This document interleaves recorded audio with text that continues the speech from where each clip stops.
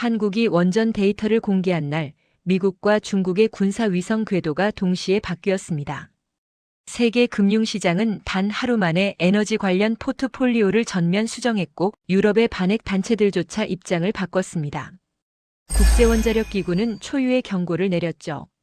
한국식 투명성을 도입하지 않으면 위험한 나라로 분류되겠다고요. 그리고 그 모든 변화의 중심에는 아시아를 가장 불신하던 39살의 한 여자가 서 있었습니다. 저는 그 여자였습니다. 국제원자력기구에서 12년째 핵안전 분석관으로 일하며 어떤 나라가 거짓말을 하는지 숫자로 찾아내는 일을 해왔던 엘레나 바그너입니다. 후쿠시마 현장에서 무너지는 데이터를 보며 아시아를 믿지 않도록 훈련받았던 제가 한국이라는 나라 앞에서 무릎을 꿇게 된 이야기입니다. 믿기지 않는 이 현실, 여러분은 과연 어디까지 믿으시겠습니까?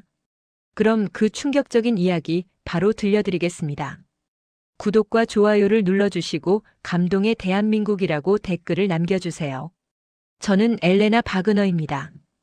국제원자력기구에서 12년째 핵안전 분석관으로 일하고 있죠. 제 일은 간단합니다. 어떤 나라가 거짓말을 하고 있는지 숫자로 찾아내는 것이죠. 그날 아침 빈 본부의 대형 스크린에 한국발 긴급 보고서가 떴습니다. 실시간 원전 데이터 전면 공개, 제한적 재처리 계획 발표, 투명성 강화 로드맵 제시. 스크린 위로 그래프들이 쏟아졌습니다. 너무 깨끗했어요. 오히려 그게 수상했습니다. 이렇게 완벽한 데이터는 보통 가짜거든요. 제 책상 위 전화기가 울리기 시작했습니다. 미국 국무부, 중국 외교부, 일본 경제산업성. 모두가 같은 질문을 던졌죠. 한국이 진짜냐고요. 저는 스크린을 보며 고개를 저었습니다. 진짜일 리 없다고 생각했죠. 12년간 이 일을 하며 배운 게 있다면 아시아 국가들의 데이터는 언제나 포장되어 있다는 사실이었으니까요. 상사 리처드 콜린스가 제 사무실로 들어왔습니다. 58살의 영국 신사. 겉으로는 중립적이지만 속으로는 정치적인 사람이었죠. 리처드가 말했습니다. 엘레나 후쿠시마 기억나지? 기억하냐고요? 잊을 수가 있나요? 2011년 25살의 저는 후쿠시마 조사 보조요원으로 일본에 파견됐습니다. 제 인생에서 가장 순진했던 시절이었죠. 데이터를 믿었고 정부 발표를 믿었고 사람들이 진실을 말한다고 믿었습니다. 그런데 현장에서 본 건 달랐어요. 완벽히 통제되고 있다던 방사선 수치가 눈앞에서 튀어올랐습니다. 관료들은 당황했고 상부는 그 숫자를 보고서에서 빼라고 지시했죠. 저는 그날 처음 알았습니다. 아시아에서 데이터는 진실이 아니라 정치의 도구라는 걸요. 리처드가 제 어깨에 손을 올렸습니다. 아시아 국가는 늘 처음엔 이렇게 말끔하게 포장한다고 했죠. 이번에도 내가 진실을 밝혀야 하지 않겠냐고요. 저는 고개를 끄덕였습니다. 한국 제철이 반대 보고서를 맡았습니다. 사실 한국에 대해 아는 게 거의 없었어요. 일본 옆에 있는 나라, 빠르게 성장한 나라, 수출에 목매는 나라. 그 정도였죠. 하지만 알 필요가 있을까요? 후쿠시마를 겪은 제게는 이미 답이 나와 있었으니까요. 아시아 국가가 원자력을 다룰 때는 늘 뭔가를 숨깁니다. 저는 한국 자료를 펼쳐놓고 분석하기 시작했습니다. 전력 의존도 91%, 사용 후행 연료 저장조 포화율 85%, 재생에너지 전환 속도 연 3%. 숫자들은 절박함을 말하고 있었습니다. 하지만 저는 그 절박함이 오히려 위험하다고 판단했죠. 급한 나라일수록 안전을 타협하니까요. 동남아 석탄 발전소 사건이 떠올랐습니다. 2015년 저는 어느 동남아 국가의 안전 컨설팅 프로젝트에 참여했습니다. 현장에 있던 후배 엔지니어가 사고로 크게 다쳤죠. 그런데 그 나라 당국은 사고 데이터를 은폐했습니다. 공식 통계에는 없는 사고라며 덮어버렸어요. 저는 그날 또 한 번 배웠습니다. 값싼 전기, 빠른 성장 뒤에는 늘 숨겨진 거짓말이 있다고요. 그래서 한국도 마찬가지일 거라 생각했습니다. 경쟁력을 위해서라면 뭐든 숨길 수 있겠죠. 전력 위기라는 이유로 재처리를 한다? 그건 핑계일 뿐이라고 판단했습니다. 본부 복도에서 나디아 페트로바를 마주쳤습니다. 사무총장 특별보좌관이자 제 멘토였죠. 러시아 출신의 62살 여성이었습니다. 나디아가 물었습니다. 엘레나, 한국 건 어떻게 보고 있어? 저는 대답했죠. 너무 깨끗해서 의심스럽다고요. 이렇게 완벽한 데이터는 보통 조작된 겁니다. 나디아는 잠시 저를 바라보다가 말했습니다. 내 경험이 내 판단을 흐리게 하는 건 아닐까? 저는 고개를 저었어요. 아니라고 했죠. 저는 트라우마가 아니라 데이터로 말한다고 했습니다. 하지만 속으로는 알고 있었어요. 후쿠시마 이후로 저는 변했습니다. 감정을 드러내면 사람들이 날 믿어주지 않는다는 걸 배웠죠. 그래서 더 차갑게, 더 냉정하게 행동했습니다. 숫자만 믿고 시스템만 신뢰하고 사람은 의심하는 분석관이 됐죠. 그게 저를 지키는 방법이었으니까요. 사무실로 돌아와 한국 데이터를 다시 펼쳤습니다. 실시간 모니터링 시스템 241개 항목, 국제원자력기구 상주 사찰 3일 주기, 추가 의정서 전면 수용. 모든 게 완벽했습니다. 완벽해서 가짜 같았죠. 저는 빨간 펜으로 의심 지점을 표시하기 시작했습니다. 너무 높은 투명성 수치, 너무 짧은 사찰 주기, 너무 많은 공개 항목. 이건 쇼라고 생각했어요. 국제사회를 안심시키기 위한 거대한 연극이라고 판단했습니다. 리처드가 다시 들어왔습니다. 보고서 진행 상황을 물었죠. 저는 대답했습니다. 한국의 투명성 주장에는 허점이 많다고요. 현장 검증 없이는 믿을 수 없다고 했죠. 리처드가 미소 지었습니다. 역시 엘레나야. 내가 아시아의 위험성을 누구보다 잘 알지 않냐고 했죠. 저는 고개를 끄덕였습니다. 하지만 가슴 한편에서는 작은 목소리가 들렸어요. 정말 한국도 일본이나 동남아와 같을까? 정말 모든 아시아 국가가 똑같을까? 저는 그 목소리를 묵살했습니다. 12년간의 경험이 말하고 있었으니까요. 아시아 국가의 원자력 데이터는 믿을 수 없다고요. 그날 밤 저는 옛 노트를 꺼냈습니다. 후쿠시마 조사 당시 메모였죠. 2011년 3월 15일. 일본 관료가 말했습니다. 완벽히 통제되고 있다고요. 하지만 제 눈앞의 방사선 측정기는 빨간불이 켜졌습니다. 3월 17일. 상부가 지시했죠. 그 숫자는 보고서에서 빼라고요. 저는 그때 배웠습니다. 데이터는 거짓말을 하지 않지만 사람들은 데이터를 거짓말로 만든다는 걸요. 그래서 한국도 똑같을 거라고 믿었습니다. 노트를 덮고 한국 보고서로 돌아왔습니다. 반대 논리를 쓰기 시작했죠. 첫 문장은 이랬습니다. 한국의 재처리 계획은 동북아시아 안보에 심각한 위협이 될 수 있습니다. 두 번째 문장. 투명성 주장에도 불구하고 검증되지 않은 부분이 많습니다. 세 번째 문장. 과거 아시아 국가들의 사례를 볼 때 신중한 접근이 필요합니다. 저는 확신했습니다. 제가 옳다고요. 제 경험이 증명하고 제 데이터가 뒷받침하고 제 직감이 말하고 있었으니까요. 하지만 그때는 몰랐습니다. 제가 가장 확신할 때 가장 틀릴 수 있다는 걸요. 그리고 곧 한국이라는 나라가 제 모든 편견을 산산조각 낼 거라는 걸요. 저는 제 편견이 어디서 왔는지 정확히 알고 있습니다. 2011년 3월 11일. 그날 제 인생이 바뀌었죠. 25살의 저는 국제원자력기구 신입 분석관이었습니다. 후쿠시마 원전 사고 조사 보조요원으로 일본에 파견됐죠. 비행기에서 내리며 생각했습니다. 일본은 선진국이니까 괜찮을 거라고요. 첫날 도쿄 본부에서 브리핑을 받았습니다. 일본 관료들이 말했죠. 상황은 통제되고 있다고요. 데이터는 안전 범위 내라고 했습니다. 저는 안심했어요. 역시 선진국은 다르다고 생각했죠. 이틀 후 현장에 투입됐습니다. 후쿠시마 제1원전 30km 지점. 방호복을 입고 측정 장비를 들었습니다. 그런데 이상했어요. 측정기 숫자가 브리핑 때 들었던 것과 달랐습니다. 훨씬 높았죠. 동료에게 물었습니다. 이게 정상이냐고요. 동료가 작은 목소리로 대답했습니다. 측정 위치에 따라 다를 수 있다고요. 하지만 눈빛이 불안했습니다.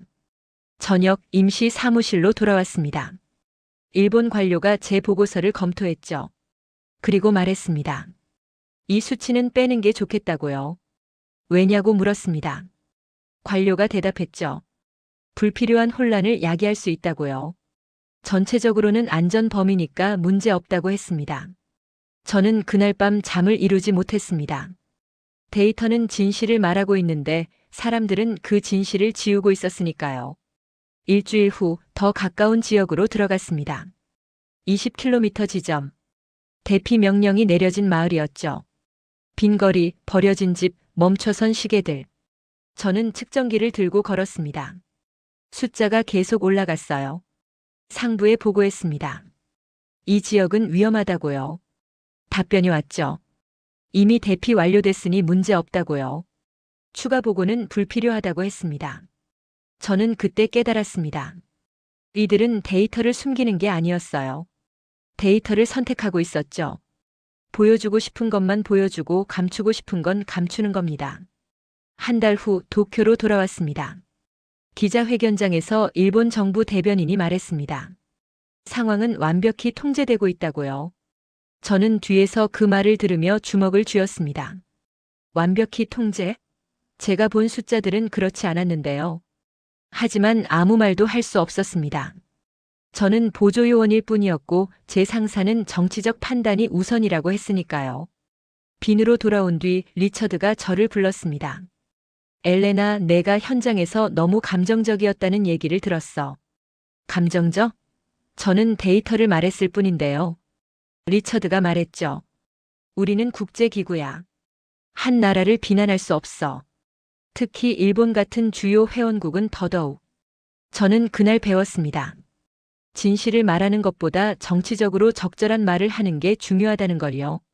그래서 저는 입을 다물었습니다. 감정을 숨기고 냉정한 분석관이 되기로 했죠. 하지만 가슴속에는 분노가 남았습니다. 아시아 국가들은 선진 기술은 가져가도 선진적인 책임감은 못 따라온다는 생각이 뼛속까지 박혔죠. 4년 후 2015년 동남아 어느 국가의 석탄 발전소 안전 컨설팅 프로젝트에 참여했습니다. 현장 책임자는 마크라는 독일 엔지니어였죠. 32살의 성실한 친구였습니다. 마크가 발전소 안전 시스템을 점검하던 중 문제를 발견했습니다. 냉각 시스템에 결함이 있었죠. 즉시 가동 중단을 건의했습니다. 하지만 현지 당국이 거부했어요. 전력 수요가 급증하는 시기라 멈출 수 없다고 했죠. 마크가 다시 요청했습니다. 최소한 부분 점검이라도 해야 한다고요. 당국이 대답했습니다. 다음 주에 하겠다고요. 그 다음 주는 오지 않았습니다. 사흘 후 냉각 시스템이 폭발했습니다. 마크는 현장에 있었죠. 크게 다쳤습니다. 3도 화상의 골절상까지. 저는 급히 현장으로 달려갔습니다. 병원에서 마크를 만났죠. 붕대로 감긴 마크가 물었습니다. 엘레나, 이 사고 기록될까요? 저는 대답할 수 없었습니다. 일주일 후 현지 당국의 공식 발표가 나왔습니다. 사고는 없었다고요. 정기 점검 중 경미한 고장이 있었을 뿐이라고 했습니다. 마크의 부상? 공식 통계에는 없는 일이 됐죠. 저는 그날 또 한 번 배웠습니다. 아시아에서 데이터는 진실이 아니라 정치의 도구라는 걸요. 값싼 전기, 빠른 성장 뒤에는 늘 숨겨진 거짓말이 있다는 걸요. 그래서 한국도 마찬가지일 거라 생각했습니다. 일본 옆에 있는 나라. 고속 성장한 나라. 수출에 목매는 나라. 전력 위기라는 이유로 재처리를 한다. 경쟁력을 위해서라면 뭐든 숨길 수 있겠죠. 저는 한국에 대한 자료를 더 찾아봤습니다. 2004년 우라늄 농축 실험 미신고 사건. 국제원자력기구가 문제 삼았던 건이죠. 보십시오. 역시 숨기는 게 있었잖아요. 그때는 몰랐습니다. 그 사건이 얼마나 다른 맥락을 가지고 있는지요. 저는 제 노트에 적었습니다. 한국 신뢰할 수 없음. 과거 은폐 전력 있음. 투명성 주장 의심스러움. 이게 제 판단의 전부였습니다. 한국이라는 나라에 대해 제대로 알지도 못하면서 후쿠시마와 동남아 경험을 그대로 투영했죠. 하지만 그게 문제라고 느끼지 못했습니다. 오히려 저는 트라우마가 아니라 데이터로 말한다고 착각했으니까요. 어느 날 저녁 나디아와 저녁을 먹었습니다. 나디아가 물었죠. 엘레나, 한국 사람 만나본 적 있어? 없다고 대답했습니다. 한국 음식 먹어본 적은? 없다고 했죠. 한국 문화에 대해 아는 게 있어? 저는 잠시 멈췄습니다. 아무것도 모른다는 걸 깨달았죠. 나디아가 말했습니다. 모르는 걸 판단하는 건 위험해. 저는 반박했어요. 저는 데이터를 보고 판단한다고요. 사람이나 문화가 아니라 숫자를 본다고 했습니다. 나디아가 고개를 저었습니다. 숫자 뒤에는 늘 사람이 있어. 그걸 잊으면 안 돼. 하지만 저는 듣지 않았습니다. 후쿠시마에서 사람을 믿었다가 배신당했고 동남아에서 사람을 믿었다가 동료가 다쳤으니까요. 사람은 거짓말하지만 숫자는 거짓말하지 않는다고 믿었습니다. 그게 저를 지키는 방법이었으니까요. 사무실로 돌아와 한국 반대 보고서를 계속 썼습니다. 한국의 전력 의존도가 높다. 위험하다. 한국의 저장조가 포화 상태다. 급하게 서두르고 있다. 한국이 투명성을 주장한다. 하지만 검증되지 않았다. 모든 문장이 의심으로 가득했습니다. 하지만 그때는 몰랐죠. 제가 가장 확신할 때 가장 틀릴 수 있다는 걸요. 그리고 곧 제 모든 편견이 산산조각 날 거라는 걸요. 후쿠시마의 유령이 제 어깨를 짓누르고 있었지만 저는 그게 유령인 줄 몰랐습니다. 진실이라고 믿었죠.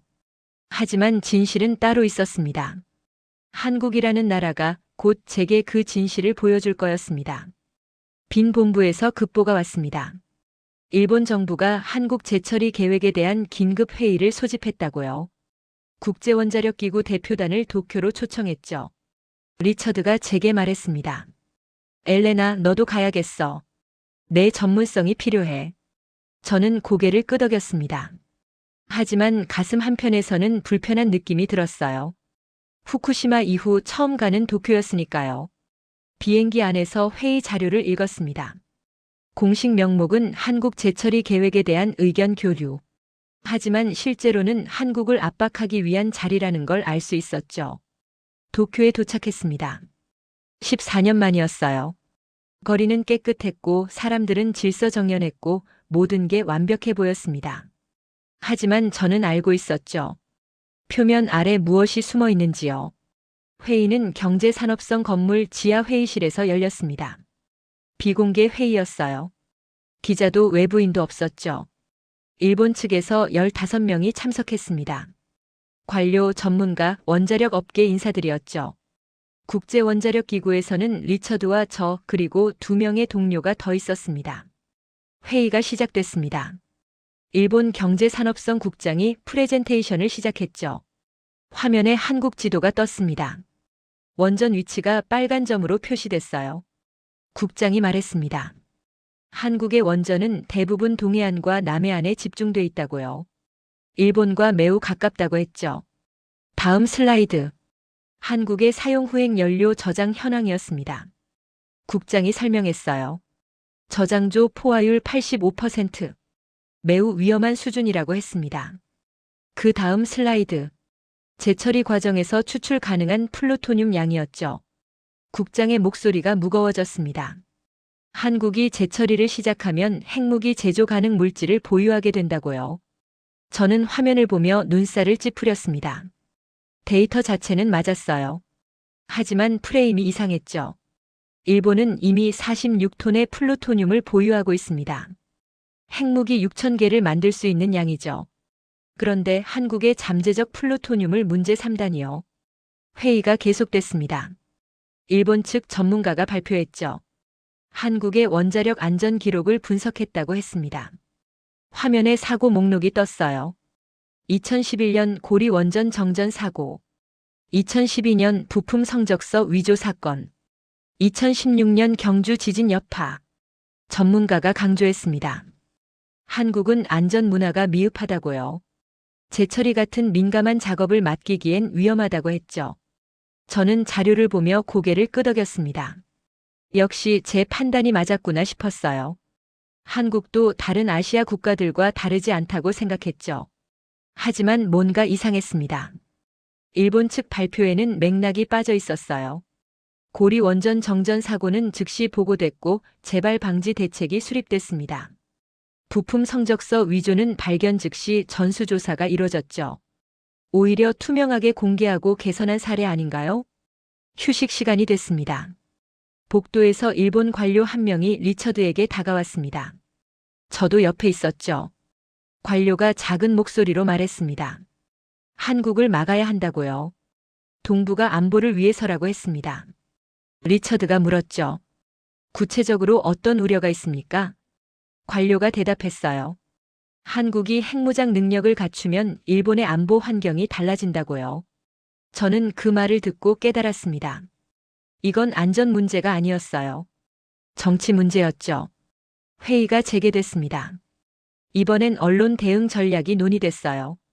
일본 측 홍보 담당자가 말했습니다. 한국 재처리의 위험성을 국제사회에 알려야 한다고요. 프레임은 핵 확산 방지. 키워드는 투명성 부족, 안전 우려, 지역 불안정. 저는 자료를 보며 불편해졌습니다. 후쿠시마 때와 똑같았어요. 자신들의 문제는 숨기고 다른 나라를 공격하는 방식이었죠. 회의 후 저녁 만찬이 있었습니다. 고급 일식당이었어요. 조용하고 우아했죠. 리처드가 제 옆에 앉았습니다. 작은 목소리로 말했어요. 엘레나, 오늘 회의 어땠어? 저는 잠시 망설였습니다. 그리고 조심스럽게 대답했죠. 일본 측 우려는 이해하지만 프레임이 지나치게 정치적인 것 같다고요. 리처드가 고개를 끄덕였습니다. 그래, 정치적이지. 하지만 우리도 현실을 봐야 해. 무슨 뜻이냐고 물었습니다. 리처드가 설명했어요. 국제원자력기구는 회원국들의 지지로 운영된다고요. 일본은 주요 기여국이고 유럽 원전 업계와도 긴밀하다고 했죠. 그래서요? 리처드가 말했습니다. 우리는 균형을 맞춰야 해. 한국을 세게 눌러야 다른 국가들도 납득한다고요. 저는 젓가락을 내려놓았습니다. 그럼 진실은 중요하지 않다는 건가요? 리처드가 저를 바라봤습니다. 진실은 여러 개야, 엘레나. 내가 후쿠시마에서 배웠잖아. 저는 대답할 수 없었습니다. 그날 밤 호텔 방으로 돌아왔습니다. 창밖으로 도쿄 야경이 보였어요. 화려했죠. 하지만 14년 전 이 도시 200km 북쪽에서 무슨 일이 있었는지 저는 알고 있었습니다. 침대에 누워 천장을 바라봤습니다. 일본에 대한 불신과 아시아 전체에 대한 선입견이 뒤엉켰어요. 그리고 처음으로 균열이 생겼습니다. 내가 너무 단순화해서 보고 있는 건 아닐까? 일본이 문제였다고 해서 한국도 문제라는 건 논리적 비약 아닐까? 하지만 곧바로 자기 합리화했습니다. 그래도 한국이 정말 깨끗하다면 내가 가서 확인해도 문제없겠지. 오히려 내가 이렇게까지 검사했는데 이상 없다고 증명해주면 되잖아. 그렇게 생각하니 마음이 편해졌습니다. 저는 한국 현장 방문을 결심했습니다. 직접 가서 보겠다고요. 제 눈으로 확인하겠다고 했죠. 후쿠시마에서 배운 교훈이 있었으니까요. 데이터를 믿되 현장을 확인하라. 다음 날 아침 빈으로 돌아가는 비행기에서 생각했습니다. 한국이 정말 투명하다면 제 검증을 환영할 거예요. 숨길 게 없다면 당당하겠죠. 하지만 만약 뭔가 숨기고 있다면 저는 그걸 찾아낼 자신이 있었습니다. 12년간 이 일을 해왔으니까요. 하지만 그때는 몰랐습니다. 제가 찾아낼 건 한국의 거짓이 아니라 제 편견이라는 걸요. 그리고 그 편견이 얼마나 뿌리 깊은지, 그걸 인정하는 게 얼마나 아픈지도 몰랐습니다. 비행기가 이륙했습니다. 창밖으로 도쿄가 멀어졌어요. 저는 노트에 적었습니다. 한국 현장 방문 예정, 모든 시설 점검 요청, 투명성 검증, 그리고 마지막 줄에 이렇게 썼죠. 내가 직접 확인한 후 최종 판단하겠다. 이 문장이 나중에 제 가장 강력한 무기가 될 줄은 몰랐습니다. 제가 한국을 지지하는 쪽으로 손을 들어줄 때 누구도 반박할 수 없는 근거가 될 줄은요. 인천공항에 도착했습니다. 2025년 5월 14일 오전 10시. 제 인생에서 처음 밟는 한국 땅이었죠. 공항은 넓고 깨끗했어요. 하지만 저는 긴장을 풀지 않았습니다. 겉모습은 누구나 포장할 수 있으니까요. 도착 게이트에서 한국산업부 직원이 저를 맞이했습니다. 박소연 국장님이 차로 모시겠다고 했어요. 서울에서 부산까지 고속철도로 2시간 반. 차창 밖으로 한국이 스쳐 지나갔죠. 산과 들판, 도시와 공장들. 빠르게 움직이는 나라였습니다. 역에서 한 여자가 기다리고 있었습니다. 40대 초반으로 보이는 단정한 인상의 여성이었어요. 박소연이었죠. 박소연이 손을 내밀었습니다. 엘레나 박사님 환영합니다. 저는 악수를 받으며 박소연을 관찰했습니다. 말투는 차분했지만 눈빛은 강했어요. 꺾이지 않는 사람의 눈이었죠. 차로 이동하며 박소연이 말했습니다. 오늘 고리 원전을 보여드리겠다고요. 저희가 숨길 게 없다는 걸 직접 확인하시라고 했죠. 저는 고개를 끄덕였습니다. 하지만 속으로 생각했어요. 숨길 게 없다는 말을 하는 사람치고 정말 숨길 게 없는 사람은 드물다고요. 고리 원전에 도착했습니다. 부산 앞바다가 보이는 언덕 위였어요. 바람이 세게 불었죠. 입구에서 한 남자가 기다리고 있었습니다. 30대 후반으로 보이는 현장 엔지니어였어요. 얼굴은 투박했지만 눈빛은 날카로웠죠. 박소연이 소개했습니다.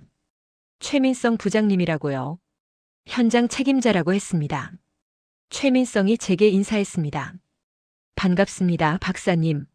하지만 표정은 그리 반갑지 않아 보였어요. 오히려 경계하는 듯 했죠. 저도 마찬가지였습니다. 서로 탐색하는 시선을 주고받았어요. 보안 절차가 시작됐습니다. 신분증 확인, 방문 목적 등록, 보안 서약서 작성. 그 다음 방사선 측정기 배지를 받았죠. 하루 종일 착용해야 한다고 했습니다. 첫 번째 보안 게이트를 통과했어요. 금속 탐지기와 엑스레이 검사를 받았죠. 두 번째 게이트.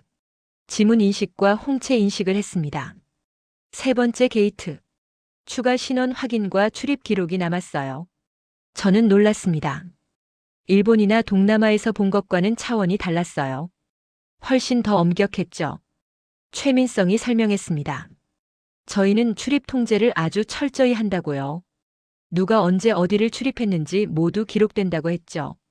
제어실로 먼저 갔습니다. 벽면 전체가 모니터로 가득했어요. 수백 개의 화면에 실시간 데이터가 흘렀죠. 최민성이 화면을 가리켰습니다. 241개 항목이 실시간으로 국제원자력기구에 전송된다고요. 온도, 압력, 방사선량, 냉각수 흐름, 제어봉 위치. 모든 게 투명하게 공개된다고 했습니다. 저는 데이터를 확인했어요. 정말로 실시간이었죠. 하지만 여전히 의심스러웠습니다. 화면은 조작할 수 있으니까요. 저장조로 내려갔습니다. 엘리베이터를 타고 지하로 내려갔어요. 30m 아래였죠. 문이 열리자 차가운 공기가 밀려왔습니다. 그리고 그걸 봤어요. 파란빛이었습니다. 거대한 수조 안에서 은은하게 빛나는 파란빛. 체렌코프 복사라고 불리는 현상이었죠. 물 아래로 수천 개의 연료봉이 빽빽하게 들어차 있었습니다. 저는 숨을 삼켰어요. 이건 조작할 수 없는 광경이었습니다. 세트장으로 만들 수 없는 현실이었죠. 최민성이 옆에서 말했습니다. 저기 물 아래 있는 게요. 저희가 매일 악몽 꾸는 이유입니다. 저는 최민성을 바라봤어요. 최민성이 계속 말했죠. 꽉 찼는데 어디로도 옮길 수가 없거든요. 육지에 중간 저장 시설 만들려고 하면 주민들이 반대하고 해외로 보내려고 해도 받아주는 나라가 없어요. 그래서 여기 계속 쌓이는 겁니다. 85% 찼어요. 몇 년 안에 100% 될 겁니다. 저는 물었습니다. 그럼 어떻게 하실 건가요? 최민성이 대답했죠. 그래서 재처리가 필요한 겁니다.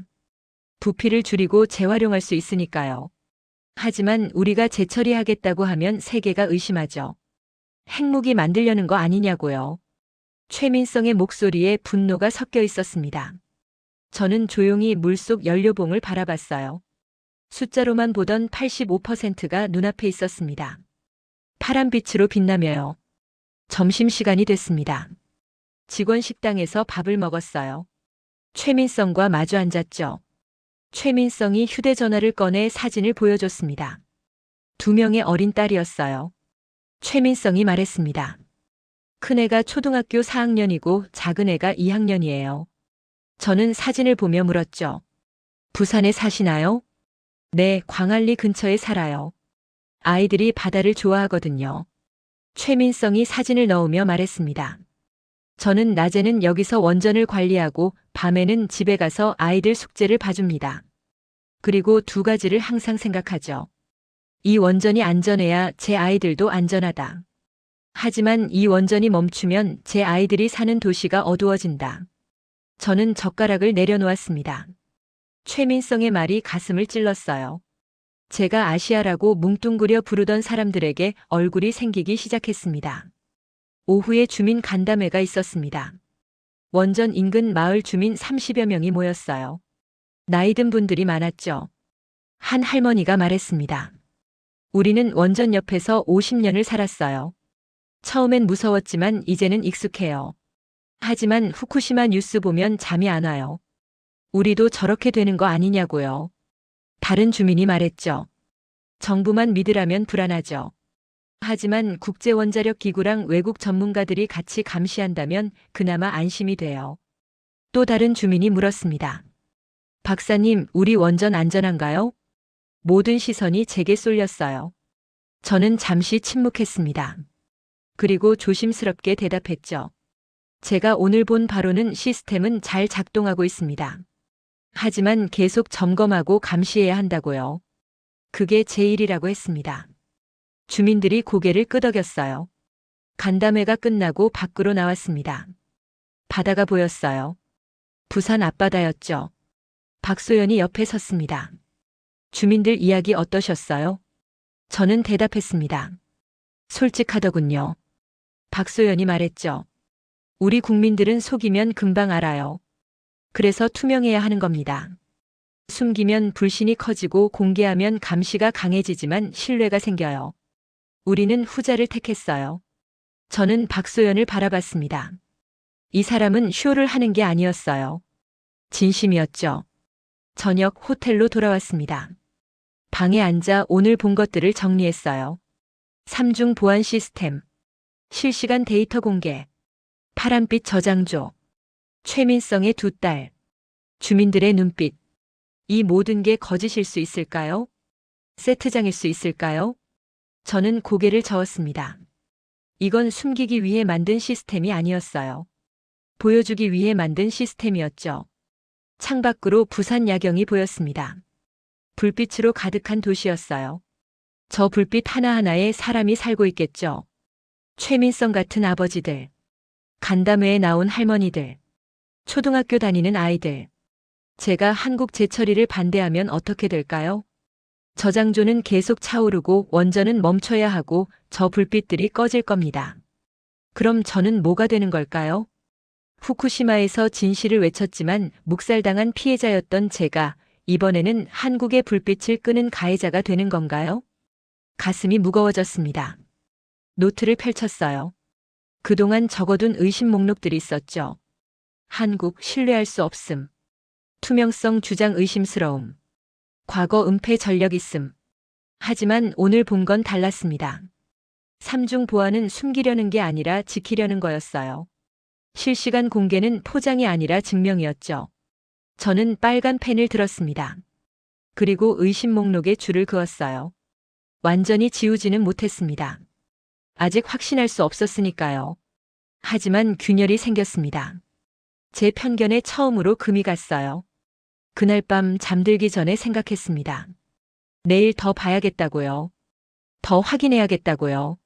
만약 정말로 한국이 투명하다면, 만약 제가 틀렸다면, 그럼 저는 무엇을 해야 할까요? 12년간 쌓아온 제 판단 기준을 바꿔야 할까요?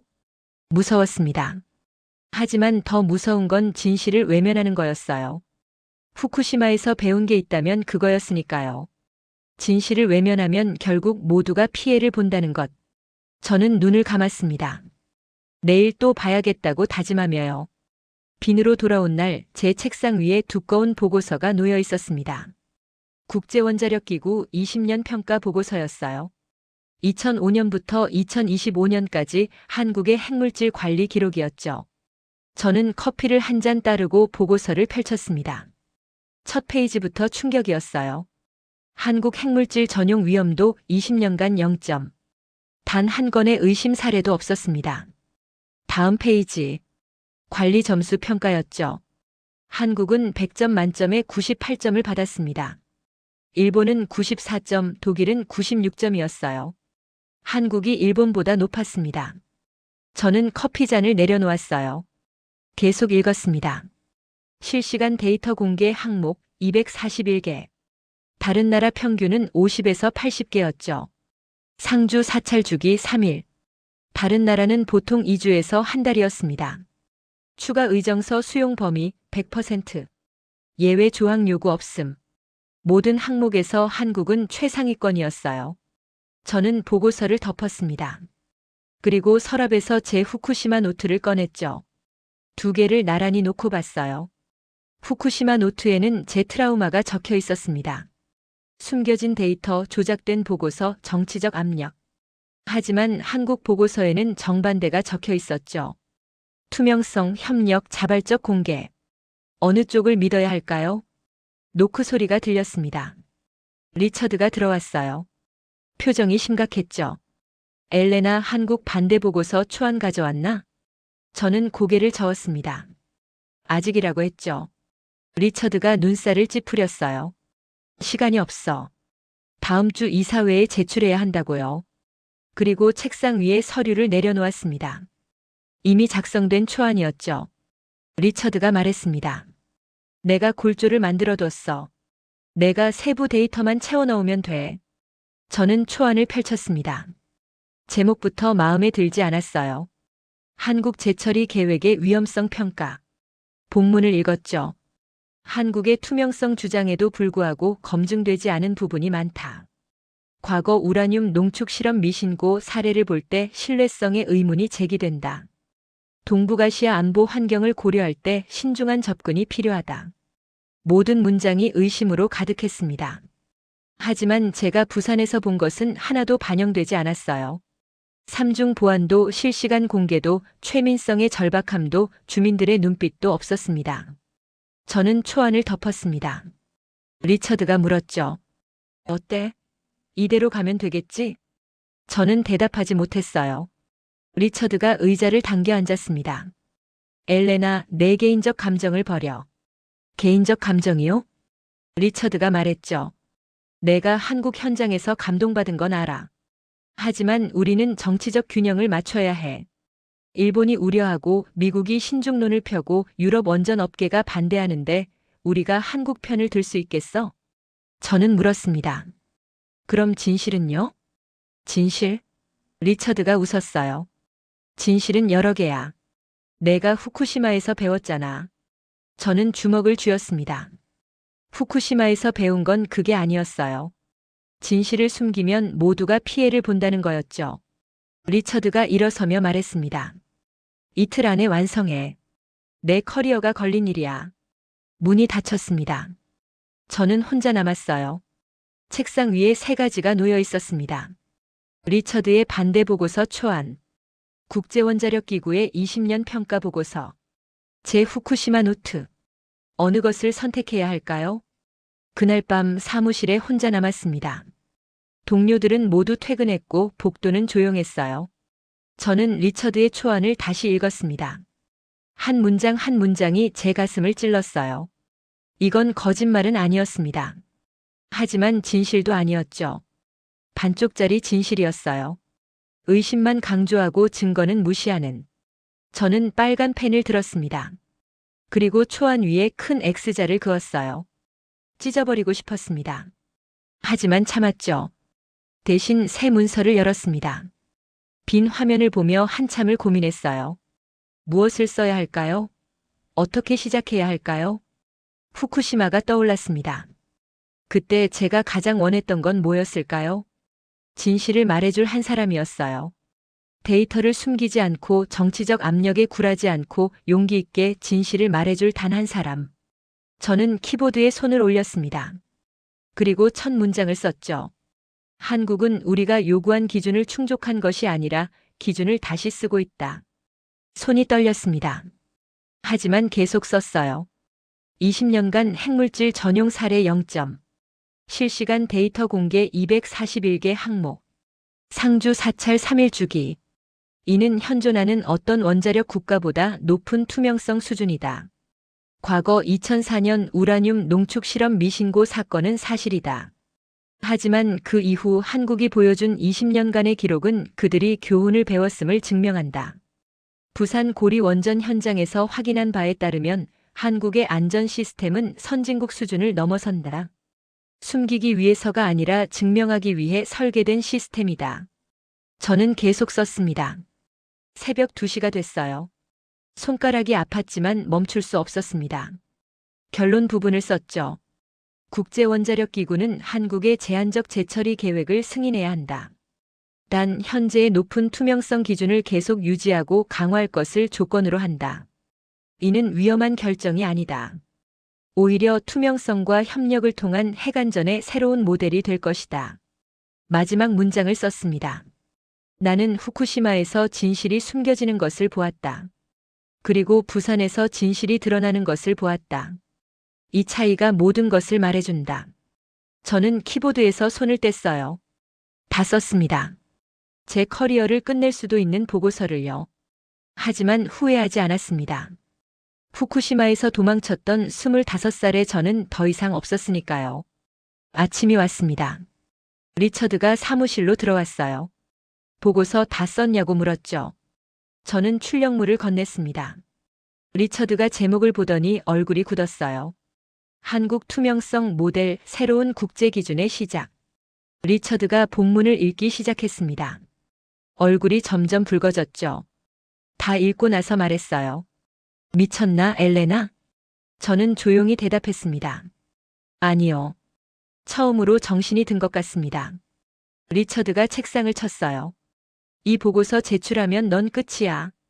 승진도 없고 프로젝트도 없어. 업계에서 매장될 거야. 알고 있습니다. 그래도 하겠다고? 네. 리처드가 제 눈을 똑바로 봤습니다. 왜? 저는 대답했죠. 후쿠시마에서 제가 가장 원했던 건 진실을 말해줄 한 사람이었습니다. 이번에는 제가 그 한 사람이 되겠습니다. 리처드가 비웃었어요. 한국을 위해서? 내가 그렇게 불신하던 아시아 국가를 위해서? 아니요. 저는 고개를 저었습니다. 진실을 위해서요. 리처드가 보고서를 집어던졌습니다. 이건 제출 안 돼. 내가 막을 거야. 저는 말했죠. 막을 수 없을 겁니다. 왜? 저는 이미 사무총장 보좌관 나디아에게 사본을 보냈거든요. 리처드의 얼굴이 새하얘졌어요. 그리고 문을 박차고 나갔습니다. 저는 혼자 남았어요. 창밖으로 비내 아침이 보였습니다. 햇살이 밝았죠. 저는 제 보고서를 다시 펼쳤습니다. 떨리지 않았어요. 오히려 마음이 편했습니다. 12년 만에 처음으로 제 이름을 걸고 보고서를 썼으니까요. 후쿠시마에서 도망치던 제가 아니라 한국을 있는 그대로 보고 인정한 지금의 저니까요. 제 휴대전화가 울렸습니다. 나디아였어요. 엘레나 보고서 받았어. 용기 있는 선택이야. 하지만 준비해야 해. 엄청난 반발이 올 거야. 알고 있습니다. 나디아가 물었죠. 후회 안 해? 저는 창밖을 보며 대답했습니다. 아니요. 후회는 후쿠시마에서 다 했습니다. 3주 후 빈 본부 대강당. 국제원자력기구 긴급 이사회가 소집됐습니다. 안건은 하나였어요. 한국 재처리 계획 승인 여부. 대강당은 꽉 찼습니다. 각국 대표, 전문가, 언론까지 200여 명이 모였죠. 저는 뒷좌석에 앉아 있었어요. 리처드는 반대편 끝자리에 있었습니다. 우리는 눈도 마주치지 않았죠. 사무총장 보좌관 나디아가 단상에 올랐습니다. 마이크를 잡고 말했어요. 오늘 우리는 중요한 결정을 내리게 됩니다. 한국의 제한적 재처리 계획을 승인할 것인가? 하지만 그 전에 한국이 지난 20년간 보여준 기록을 먼저 살펴보겠습니다. 화면에 데이터가 떴습니다. 핵물질 전용 사례 0점, 관리 점수 98점, 실시간 공개 항목 241개. 나디아가 설명했어요. 한국은 우리가 요구한 기준을 충족하는 것을 넘어 새로운 기준을 제시하고 있습니다. 투명성에서 협력에서 자발적 공개에서 말입니다. 다음 슬라이드. 한국과 다른 국가들의 비교표였죠. 사찰 주기에서 한국은 3일, 일본은 2주, 프랑스는 한 달이었습니다.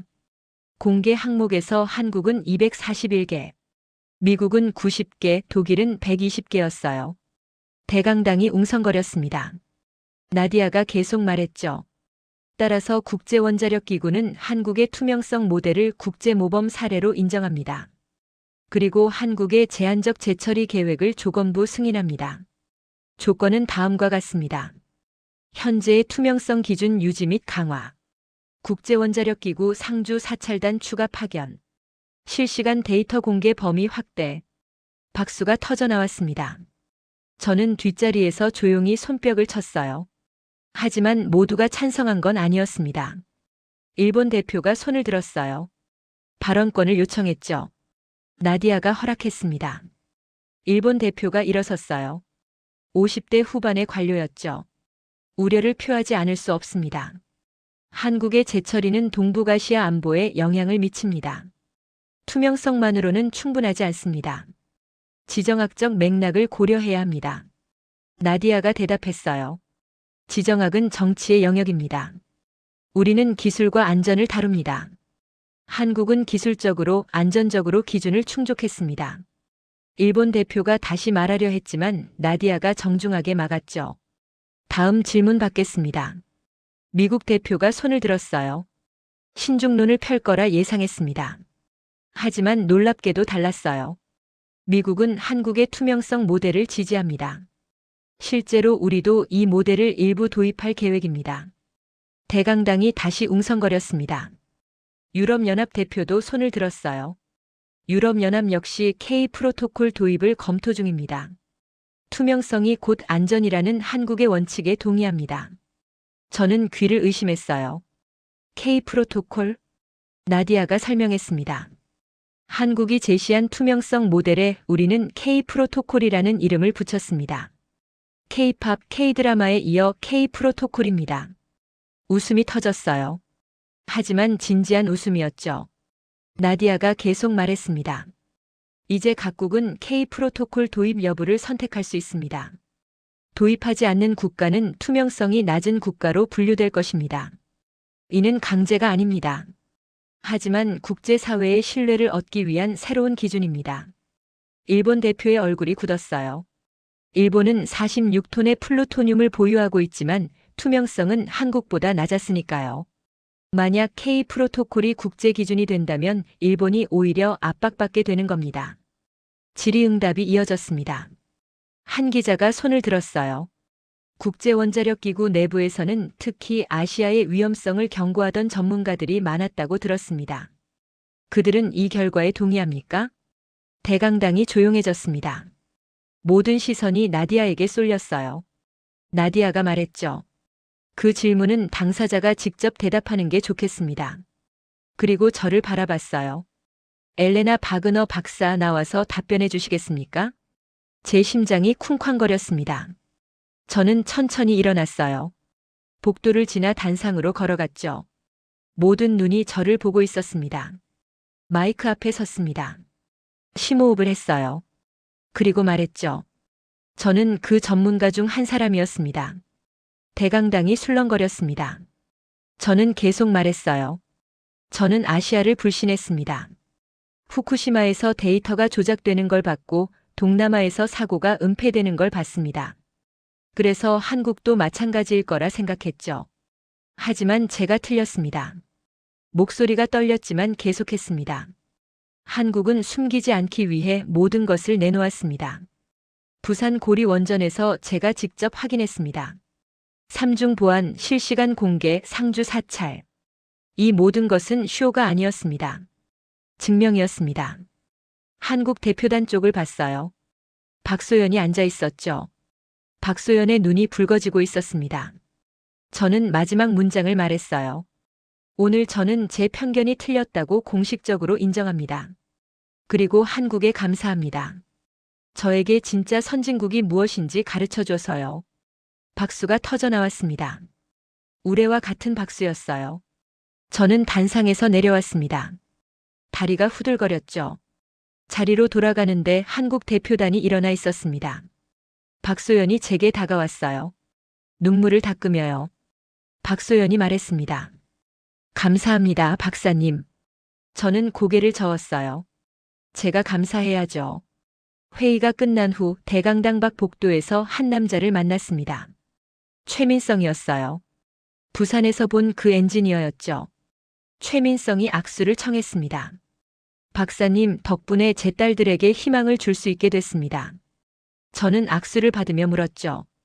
따님들 잘 지내시나요? 네, 요즘은 원전이 자랑스럽대요.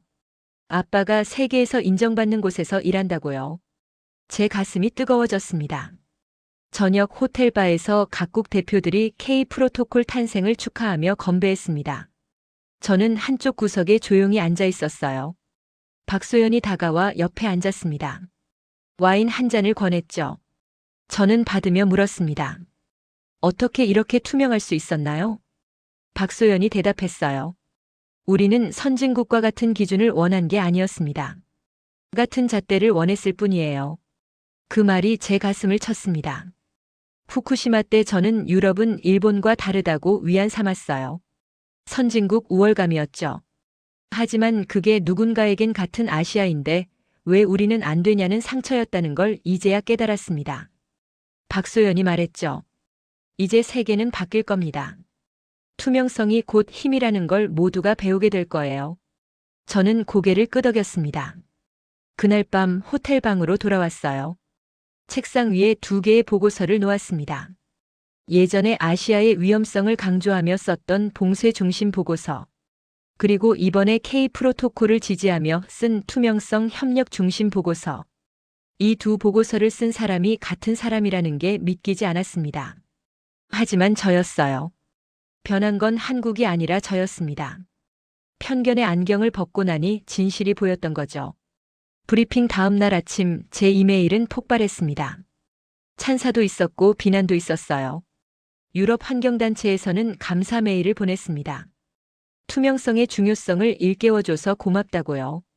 하지만 일본 원자력 업계 인사들은 배신자라고 했죠. 아시아를 방어하던 내가 왜 입장을 바꿨냐고요. 저는 답장하지 않았습니다. 설명할 필요를 느끼지 못했어요. 제 보고서가 이미 모든 걸 말하고 있었으니까요. 사무실로 출근했습니다. 동료들의 시선이 달라졌어요. 어떤 이는 존경의 눈빛이었고 어떤 이는 불편한 표정이었죠. 제 책상 위에 쪽지가 놓여 있었습니다. 나디아의 필체였어요. 내 사무실로 와. 차 한잔하자. 나디아 사무실로 갔습니다.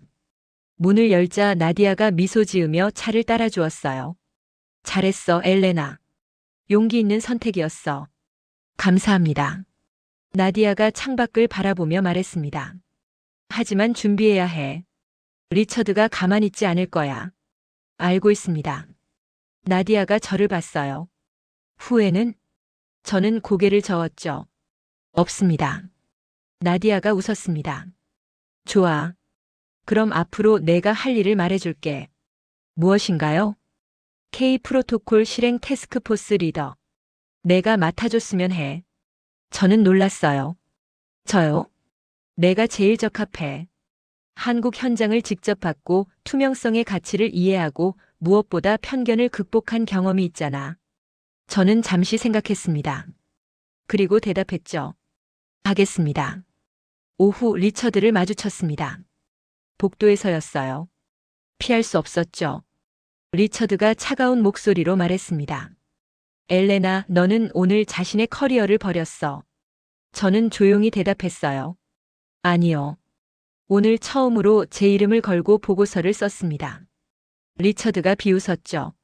한국을 위해서? 내가 그렇게 불신하던 아시아를 위해서? 저는 고개를 저었습니다.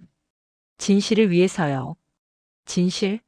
리처드가 목소리를 높였어요. 진실은 여러 개야. 내가 선택한 건 정치적으로 순진한 진실이야. 저는 리처드를 똑바로 봤습니다. 리처드 선배님, 후쿠시마 때 저를 기억하시나요? 25살의 저를요. 리처드가 잠시 멈췄어요. 저는 계속 말했죠.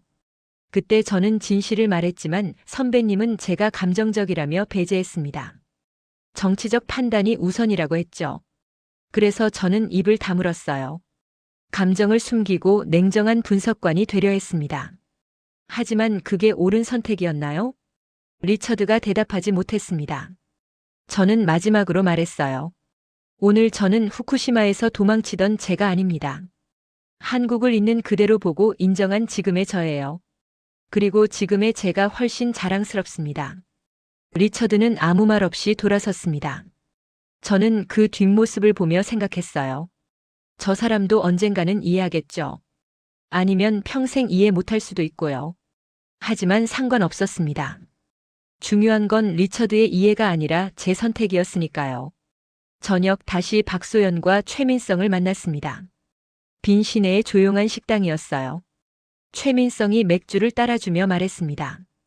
박사님 덕분에 부산의 불이 계속 켜질 수 있게 됐어요. 저는 웃으며 대답했죠. 제가 한 건 제 편견을 인정한 것뿐이에요. 박소연이 말했습니다. 그게 가장 어려운 일이죠. 우리는 건배했어요. 박소연이 물었습니다.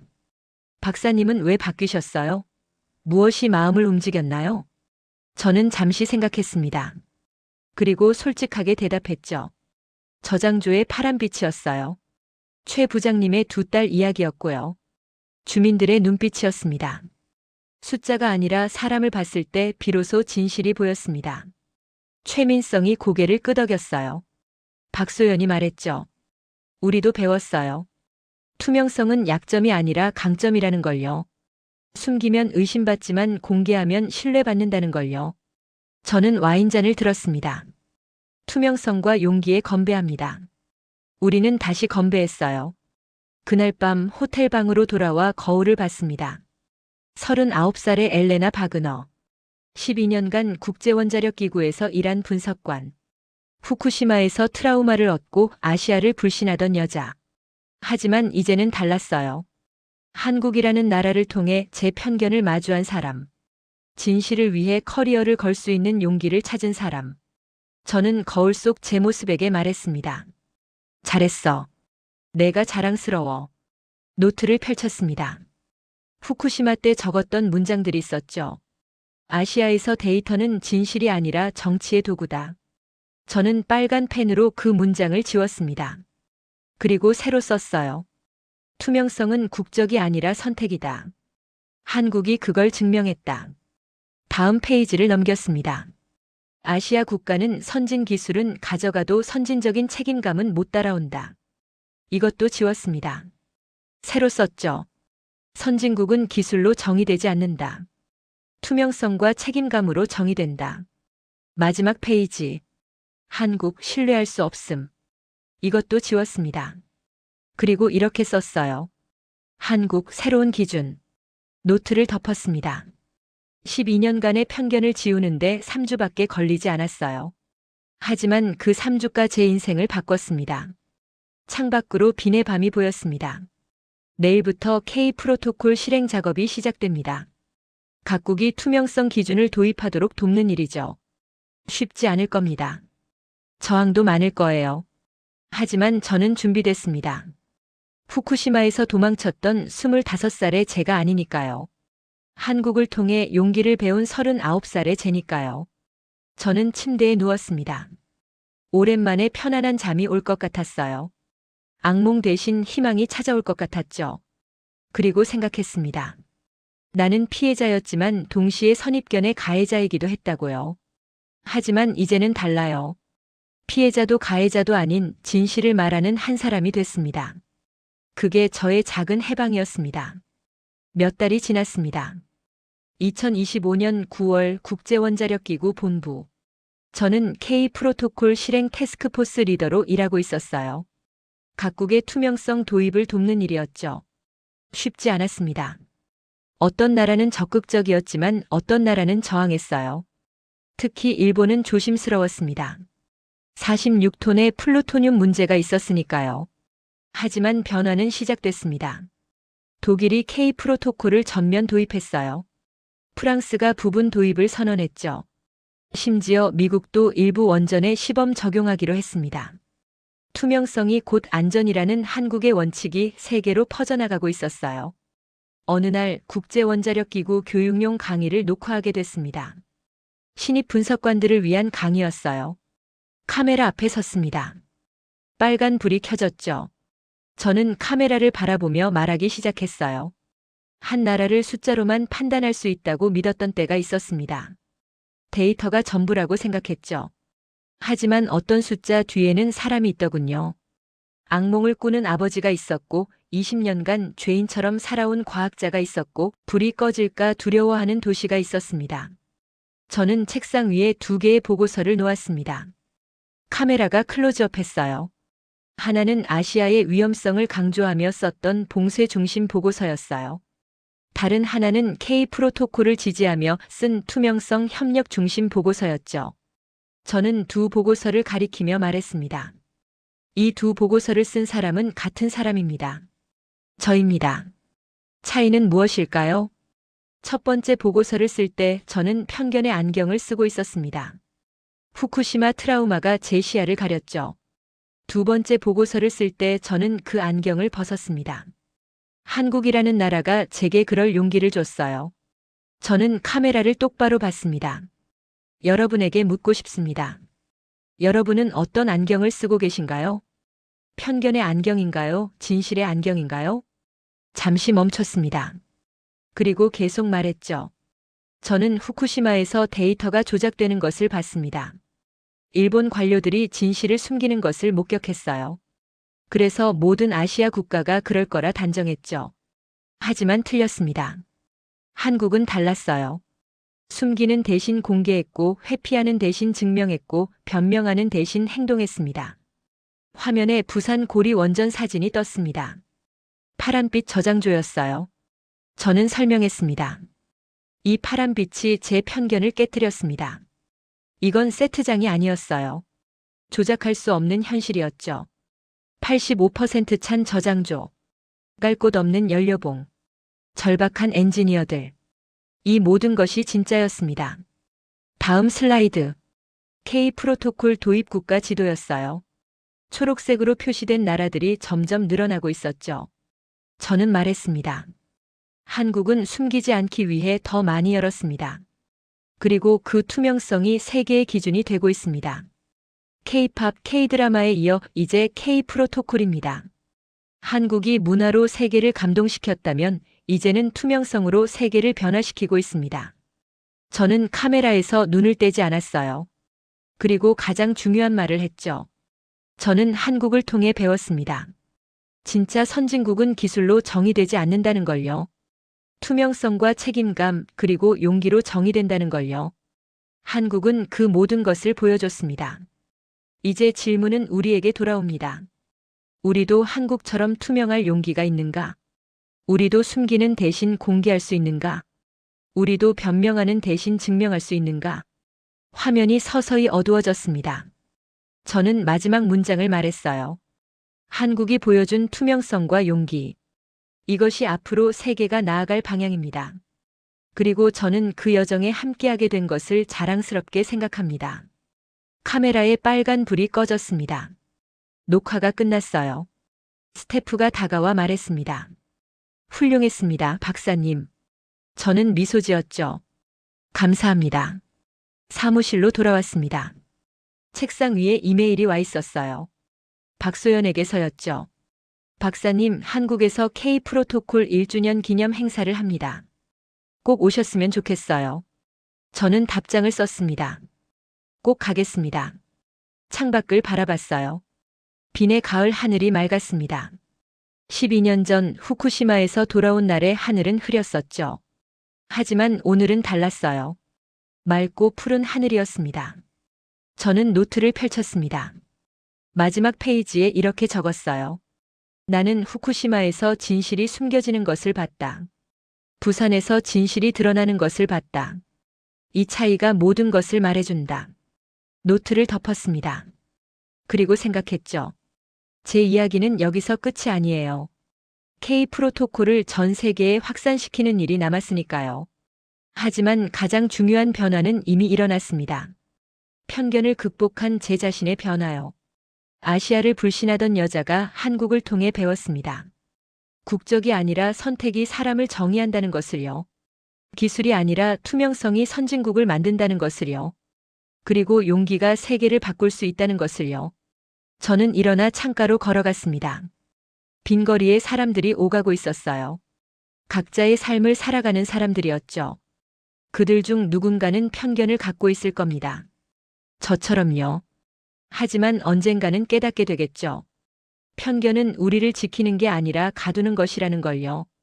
진실을 보려면 용기가 필요하다는 걸요. 저는 미소 지었습니다. 그리고 마음속으로 말했어요. 감사합니다, 한국. 제게 그 용기를 가르쳐 줘서요. 여러분은 어떻게 생각하십니까? 한국이 보여준 이 투명성과 용기. 세계가 한국식 기준을 인정하게 된 이 변화. 편견을 극복하고 진실을 선택한 엘레나의 이야기. 한국 최고라고 생각하시면 한국 최고. 아직 더 분발해야 한다고 느끼신다면 한국 분발. 네 글자로 댓글을 남겨주세요. 여러분의 한 줄 한 줄이 앞으로 만들어질 또 다른 K 프로토콜의 기준이 될지도 모릅니다. 저는 엘레나 바그너였습니다. 감동특별시의 이야기는 여러분의 구독과 좋아요, 작은 관심으로 이루어집니다. 감동시민들의 이야기는 내일도 찾아오겠습니다. 감사합니다.